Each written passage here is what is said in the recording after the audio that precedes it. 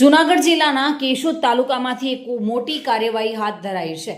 બાવણાસા ઘેડ વિસ્તારમાં ખાણ ખનીજ વિભાગે દરોડો પાડી ગેરકાયદેસર ખનન સામે કડક પગલાં લીધા છે। બાવણાસા ઘેડ અને કેશોદ તાલુકા ખાતે મળેલી લેખિત અને ટેલિફોનિક ફરિયાદના આધારે અધિકારીઓએ ચેકિંગ હાથ ધર્યું હતું। ચેકિંગ દરમિયાન 4 વાહનો ગેરકાયદેસર રીતે સાદી માટી ખનન અને વહન કરતા ઝડપાયા હતા।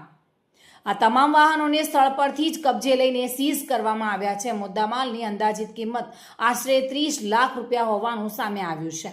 આ સાથે જ ખાણકામ કરવામાં આવેલા વિસ્તારમાં માપણી માટે સર્વે ટીમ પણ તપાસ હાથ ધરી રહી છે। તમામ કબજે કરાયેલા વાહનોને કેશોદ પોલીસ સ્ટેશન ખાતે સીઝ કરીને કસ્ટડીમાં રાખવામાં આવ્યા છે। ખાણ ખનીજ વિભાગ દ્વારા ગેરકાયદેસર ખનન સામે સતત કાર્યવાહી કરવામાં આવી રહી છે। આવનારા સમયમાં પણ આ રીતે જ વધુ કડક બનાવશે તેવી સંભાવના વ્યક્ત કરવામાં આવી રહી છે।